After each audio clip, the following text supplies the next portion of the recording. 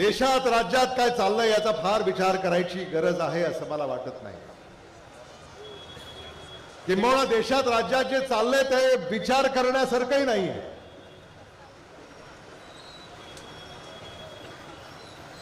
वर्तमानपत्र, टीव्ही,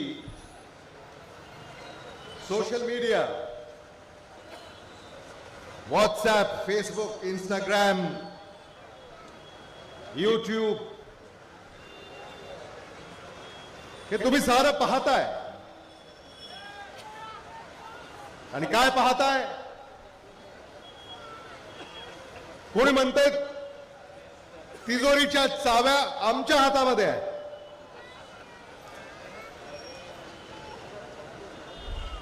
दुसरे म्हणतात तिजोरीच्या चाव्या तुमच्या हातामध्ये असतील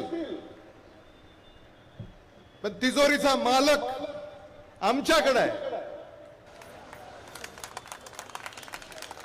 तिसरे काय म्हणतात,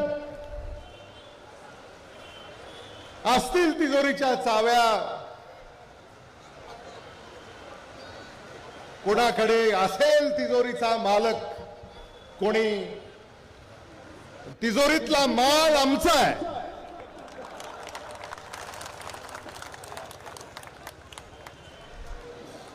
हेच पाहता ना तुम्ही।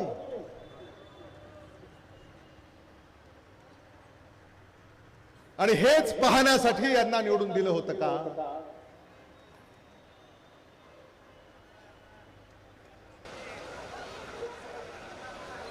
महाराष्ट्रामध्ये जी लूट सुरू आहे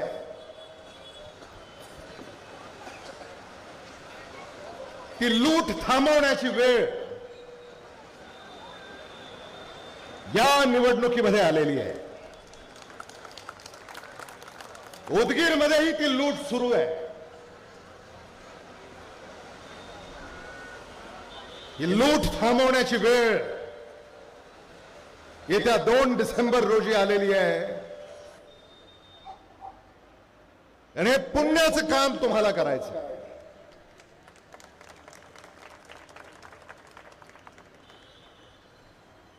मत द्या नाही तर निधी देणार नाही अशी भाषा या महाराष्ट्रामध्ये होते। राज्यकर्ते अशी भाषा करतायत।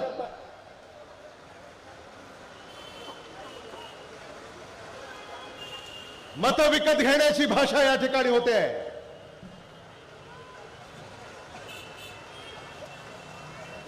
या महाराष्ट्राच्या मतदाराला, उदगीरच्या मतदाराला विकत घेणारा मायका लाल अजून जन्माला यायचा आहे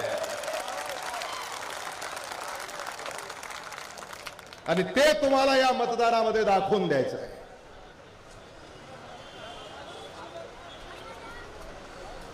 मी उगाच आपल्या नेत्यांची नावं घेतली नाहीत भाषणाच्या सुरुवातीला।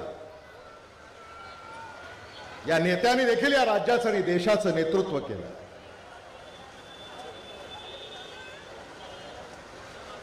या नेत्यांनी कधी असं राजकारण केलं नाही।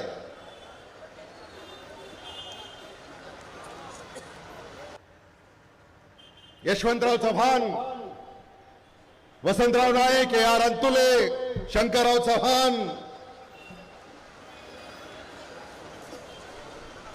किती नेत्यांची मी नावं घेऊ।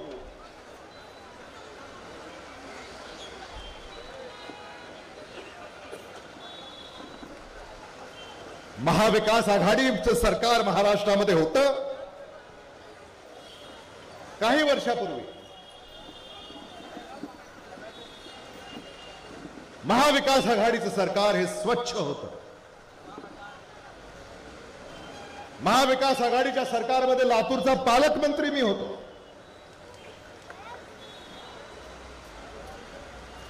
कोट्यावधी रुपये आम्ही उदगीरला मंजूर केले, यादी आहे माझ्याकडे। आज त्यांची अवस्था पाहवत नाही। काय हो सावकार, कसं हो सावकार, ये क्या हुआ, कब हुआ, कैसे हुआ, जब हुआ तब हुआ, छोड़ो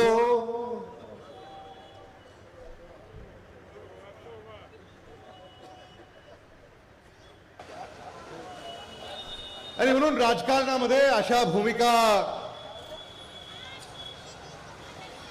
बदलू नये. काय केलं सत्ताधाऱ्यांनी? Use and throw.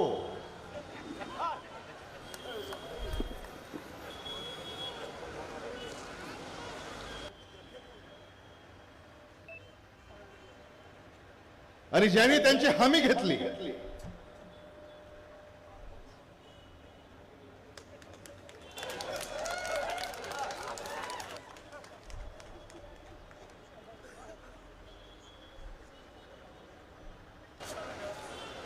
त्यांनी देखील त्यांना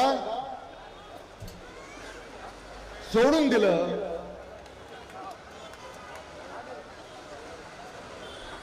मी माझं तुम्हाला एक सांगतो, जे आदरणीय विलासराव देशमुख साहेबांनी आम्हाला शिकवलं.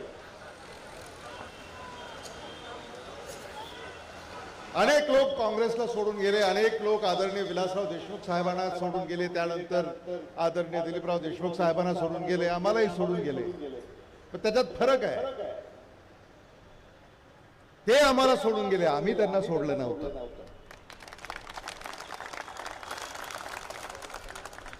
हे आपण समजून घेतलं पाहिजे. आम्ही आजही तिथेच आहोत.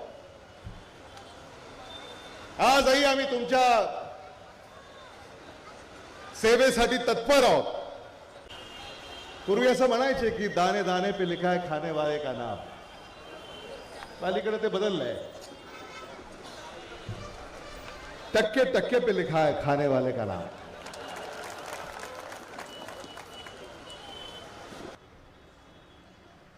आणि महाराष्ट्रामध्ये हेच चाललंय.